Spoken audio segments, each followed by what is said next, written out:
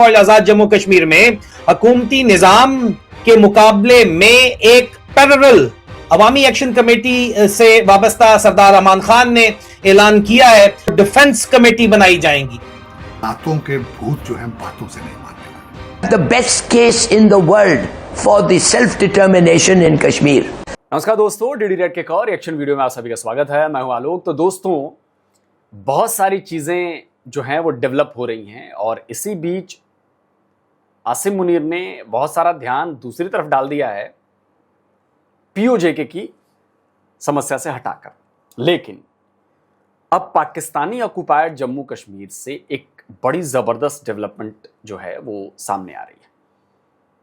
और डेवलपमेंट वो है कि अब पाकिस्तानी ऑक्युपाइड जम्मू कश्मीर ने खुला ऐलान कर दिया है कि हम अपनी फौज बनाएंगे और गोली का जवाब हम गोली से देंगे। अब ये बड़ी इंटरेस्टिंग चीज हो गई है। ये ठीक वही है जो अभी बीएलए मतलब पाकिस्तान ऑक्युपाइड बलूचिस्तान में हो रहा है। वहां बीएलए क्या कर रही है, बीएलएफ क्या कर रही है? भाई वो अपना हक मांग रहे हैं। आपने प्यार से मांगा, हक नहीं दिया, उन्होंने सिट इन प्रोटेस्ट किया, हक नहीं दिया, तो भैया तो अब तो लड़ना पड़ेगा ना। अब ये चीज पाकिस्तानी ऑक्युपाइड जम्मू कश्मीर में हो रही है।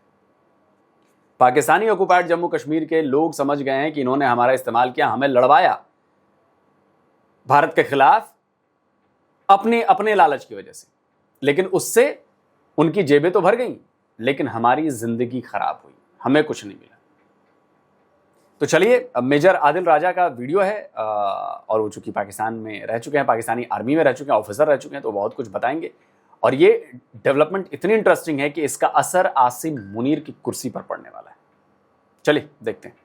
पिछले 2 दिन से हमें खबरें आई कि कश्मीर के अंदर जो है वो फौजें उतारी जा रही हैं। आजाद कश्मीर की बात करें या कश्मीर फतह करना था, जिन्होंने वो आजाद कश्मीर फतह करना चाहते हैं जो पहले से ही आजाद है कागजों के अंदर, तो कम से कम आज पाकिस्तान एडमिनिस्ट्रेटेड कश्मीर और कश्मीर में चलने वाली तहरीक का जो है वो 76वां दिन मुकम्मल हो चुका है। 76th day has been completed. मगर आज की कहानी सिर्फ एक जो तहरीक चल रही है या एक एहतजाज चल रहा है या प्रोटेस्ट चल रही है उसकी कहानी नहीं है। आज सवाल यह है कि क्या आजाद जम्मू और कश्मीर में, सो कॉल्ड आजाद जम्मू कश्मीर में हुकूमती निजाम के मुकाबले में, ये बड़ा इंपॉर्टेंट है ये छोटा सा पोर्शन जो उन्होंने बोला मेजर आदिल ने, सो कॉल्ड आजाद जम्मू कश्मीर। ये जो ट्रांसफॉर्मेशन आई है ना, और अगर पाकिस्तानी आर्मी का रिटायर्ड बंदा अगर ये कहता है तो आप जरा सोचिए कि वो कितनी गंभीरता से इस बात को कह रहा है। सो कॉल्ड आजाद कश्मीर। हम लगातार ये सवाल उठाते हैं ना कि भाई अगर वो आजाद है कश्मीर तो उसका खजाना, उसकी इकोनॉमी पाकिस्तान के कब्जे में क्यों है? उसके रिसोर्सेज पाकिस्तान के कब्जे में क्यों है? उसकी फॉरेन पॉलिसी पाकिस्तान के कब्जे में क्यों है? उसकी कमाई पाकिस्तान के कब्जे में क्यों है? उसकी सिक्योरिटी सेफ्टी पाकिस्तान के कब्जे में क्यों? सबसे पहला सवाल तो ये होगा ना कि अगर आप इंडिपेंडेंट हैं तो फिर ये सारी चीजें आपकी हैं, आप फैसला करोगे। लेकिन नहीं, फिर पाकिस्तानी कहेंगे कि कश्मीर तो हमारा है। अभी जब उसको आजाद तुम कहते हो तो वो तुम्हारा कैसे हो सकता है? एक पैरेलल पीपल्स सिस्टम उभर के सामने आ रहा है।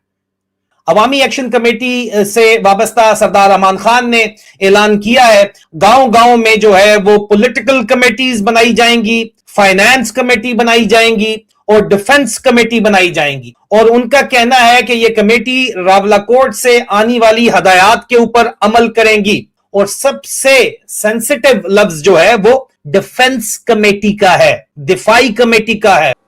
आप याद करिए मेरी वीडियोस को, मैं हमेशा सवाल उठाता हूँ। ये 4 चीज़ें कही गई ना, डिफेंस कमेटी बनेगी, जो ये जितनी भी कमेटीज़ की बात हुई, ये सारी क्या हैं? ये सारी वही हैं। हमारी फौज होनी चाहिए, हमारी फॉरेन पॉलिसी होनी चाहिए, हमारी इकोनॉमिक पॉलिसीज़ होनी चाहिए और ख़जाने पर हमारा हक होना चाहिए। वो किसी और के कंट्रोल में नहीं रहेगी। और यही चीज़ अब डिमांड हो रही है। इसका मतलब क्या है? इसका मतलब है कि लोकल सेल्फ डिफेंस और इसकी जो अपनी एक ऑर्गेनाइजेशन का एक स्ट्रक्चर होगा अपनी जो मदद अपना दिफा करने के लिए। और आप खुद देखिए, आप खुद सुनिए और फिर फैसला कीजिए कि क्या आजाद जम्मू कश्मीर में ग्राउंड रियलिटी जो है वो जिस तरह हम बता रहे हैं उसी तरह है या उससे फर्क है। 76 दिन बाद हम कहां पे खड़े हैं। सरदार अमान की ये पहली वीडियो जो मैं चला रहा हूं। हर गांव के अंदर और बिलखुसूस 3 कमेटियां इन्हीं हालात में बनानी है। एक सियासी कमेटी, दूसरा फाइनेंस कमेटी और तीसरा दिफाई कमेटी। ये तीनों कमेटियां आज से हर गांव के अंदर आपकी जिम्मेदारी है बनाना। और उसके बाद वो कमेटियां जो हम वहां से अलामिया जारी करेंगे, उस अलामिया के तहत वो कमेटियां आगे बढ़ेंगे।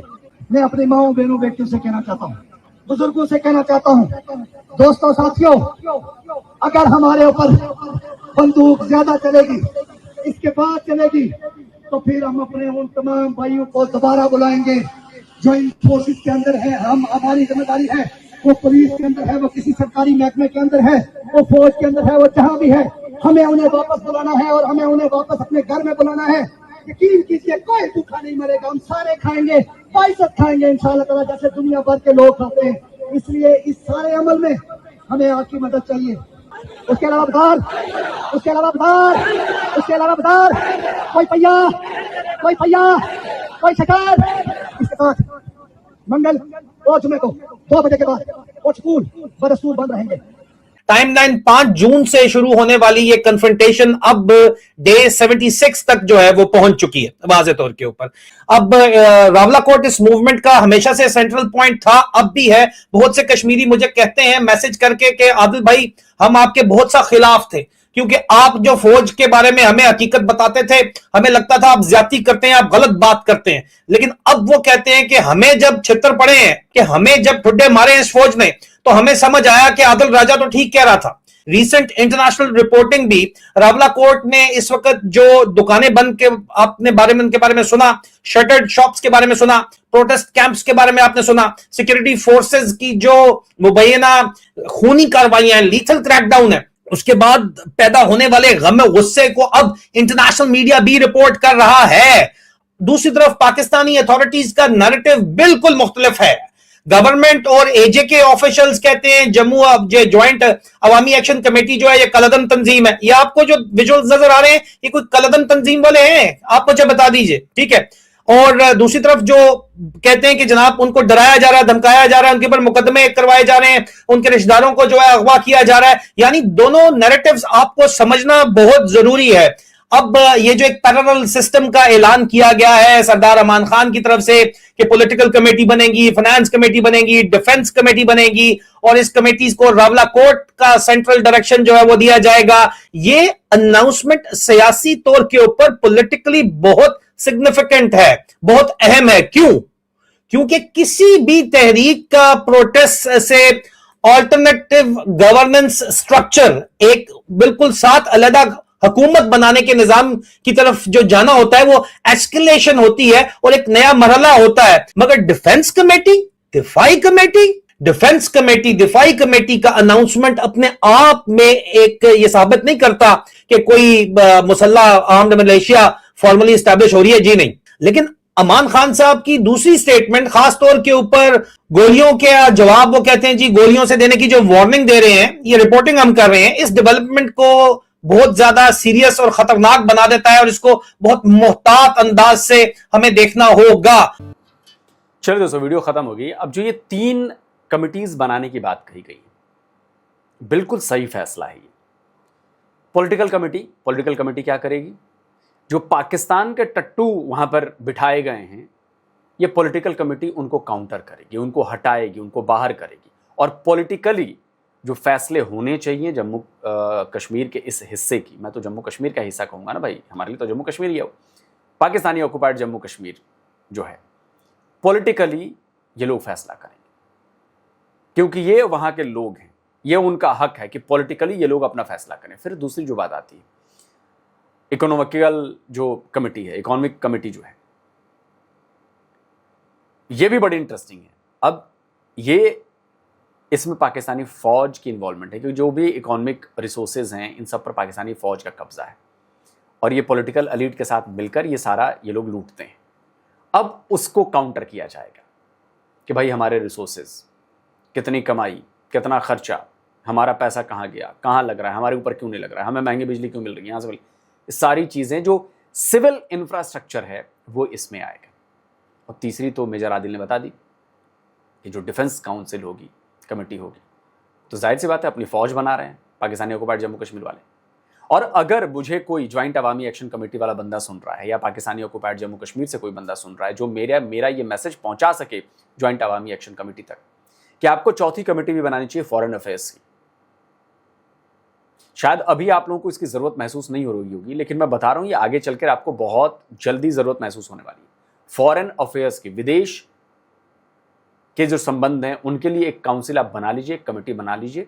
उसमें मैं जानता हूं कि पाकिस्तानी ऑक्युपाइड जम्मू कश्मीर बड़े पढ़े लिखे लोग हैं जो बाहर रहते हैं, जिन्होंने दुनिया देखी है, जिनको फॉरेन अफेयर्स की समझ है। उनको आप इकट्ठा करिए और फॉरेन अफेयर्स की एक कमेटी बनाइए। ये बहुत जरूरी है। और ये 4 कमेटियां पाकिस्तानी ऑक्युपाइड जम्मू कश्मीर का मुस्तकबिल बदल सकती हैं, क्योंकि वो जगह, उसके मालिक आप हैं, वो आपके पुरखों की जमीन जायदादें। पहले आप पाकिस्तान के पंजे से निकलिए, उसके बाद आप फैसला करिए कि आपको क्या करना है, किस देश के साथ संबंध रखने हैं, कहां पे आपका फायदा है, कहां पे आपको इज्जत मिलेगी, कहां पर आपकी बात सुनी जाएगी। आप कंपेयर करिए, अपने दूसरे पार्ट से कंपेयर करिए। और मुझे पूरा यकीन है कि आप लोग सच्चाई के बहुत करीब हैं, सच्चाई आप जानते हैं। बाकी देखते रहिए, पाकिस्तान की तो बैंड बजनी है। दोस्तों आप क्या कहते हो, कमेंट करिए, अपनी राय दीजिए। जल्दी मिलता हूं एक और नए वीडियो के साथ। नमस्कार, जय हिंद।